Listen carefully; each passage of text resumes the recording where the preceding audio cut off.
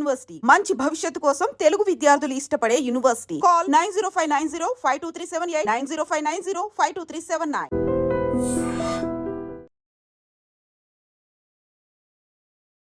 గుంటూరు జిల్లాలో వీధి కుక్క దాడిలో 4 ఏళ్ల బాలుడు మృతి చెందిన ఘటన తీవ్ర విషాదంగా మారింది. అప్పటి వరకు కళ్ళ ముందే ఉన్నటువంటి తన బిడ్డ ఇలా కుక్క దాడిలో చనిపోవడంతో ఆ తల్లి గుండెలవిసేలా రోధిస్తోంది. గుంటూరు జిల్లా నగర శివారులో ఉన్నటువంటి అడవి తక్కెళ్లపాడు స్వర్ణ భారత నగర్లో సమీపంలో వీళ్ళు ఉంటున్నారు. నాగరాజు, రాణి మెర్సీ దంపతులకు 3 పిల్లలు. అందులో పిల్లాడు ఐజక్.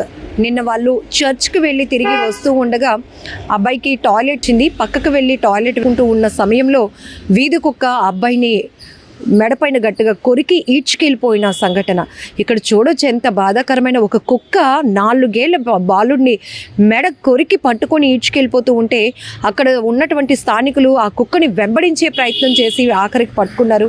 కానీ తీవ్రంగా గాయపడినటువంటి ఆ చిన్నారి హాస్పిటల్లో ట్రీట్మెంట్ తీసుకుంటూ మృతి చెందాడు. ఆ తల్లిదండ్రుల రోదన ప్రతి ఒక్కరిని కలవరపాటుకు గురి చేస్తోంది, కన్నీళ్లు పెట్టిస్తోంది.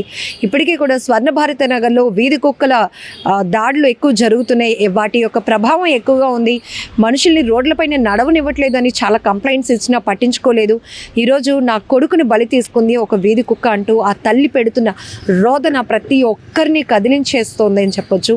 ఇక్కడ ఆ అబ్బాయికి పోస్ట్ మార్టం చేయొద్దు, దయచేసి మా కుటుంబానికి న్యాయం చేయండి అంటూ ఆ కుటుంబం వేడుకుంటుంది.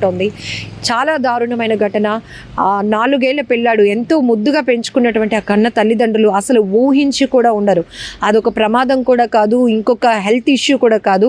అలా నడుచుకుంటూ వెళ్తున్నటువంటి మూత్రం పోసుకోవడానికి ఒక సైడ్కి వెళ్ళినటువంటి ఆ చిన్న పిల్లాడిని 4 ఏళ్ళ ఆ పసికందుని ఆ కుక్క ఈడ్చుకునే వెళ్ళిపోయిన ఘటన వింటేనే ఒళ్ళు గగురుపాటుకు గురవుతోంది. ఎంత దారుణం. ఇక్కడే కాదు, చాలా చోట్ల పెట్ లవర్స్ చాలామందిని చూస్తూ ఉంటాం.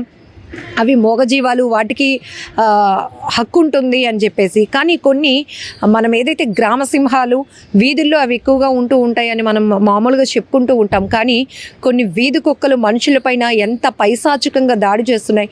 కొంతమంది అసలు చుట్టుపక్కల ఉన్న వాళ్ళు కర్రలతో కొట్టి దాన్ని విడిపించాలని ట్రై చేసినా కూడా కొన్ని పిచ్చి కుక్కల్లాగా ప్రవర్తించి మనుషుల ప్రాణాలు తీసేస్తూ ఉన్నాయి.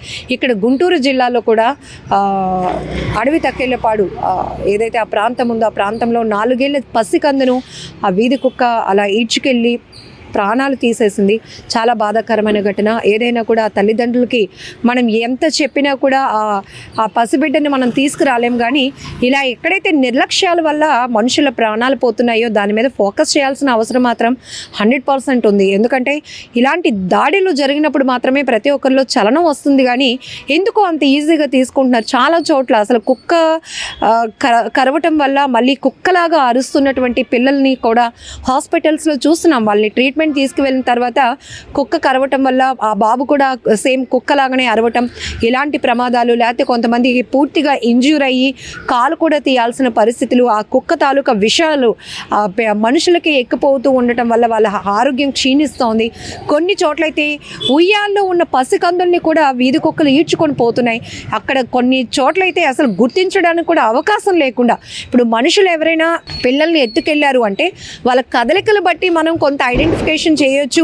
అదిగో వచ్చిన వాడు ఆ బట్టల్లో ఉన్నాడు, ఆ కలర్ డ్రెస్ వేసుకున్నాడు, లేకపోతే ఇంత హైట్ ఉన్నాడు, ఇంత పొడవు ఉన్నాడు, లేకపోతే ఇలానే వెళ్ళాడు అని ఏదో ఒక ఆధారం అయితే మనకు దొరుకుతుంది. కానీ ఇలా వీధి కుక్కల చేతిలో వీధి కుక్కలు కరవటం వల్ల, వీధి కుక్కలు ఈడ్చుకెళ్ళడం వల్ల ప్రాణాలు పోతున్నాయి పసిపిల్లలు. అందులోనూ కొన్ని చోట్లయితే స్కూల్ నుంచి వస్తున్నటువంటి పిల్లలపైన కూడా కుక్కలు దాడులు చేసి వాళ్ళని బాగా గాయపరుస్తున్న ఘటనలు కూడా చూస్తాం.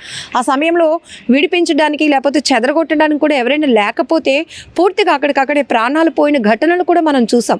ఏదేమైనా ఇక్కడ వీధి కుక్క దాడిలో 4 ఏళ్ల చిన్నారి ఐజక్ మృతి చెందడం చాలా బాధాకరమైన విషయం. ఇప్పటికైనా ఇలాంటి నిర్లక్ష్యాలపైన గట్టిగా ఫోకస్ చేయాల్సిన అవసరం ఉంది. వీధి కుక్కలు ఎక్కడైతే దాడులు చేసి మనుషుల్ని గాయపరుస్తున్నాయో, మనుషుల్ని చంపేస్తున్నాయో, ఖచ్చితంగా అలాంటి వాటి దగ్గర వాటిని నియంత్రించాల్సిన అవసరం కూడా ఎంతైనా ఉంది.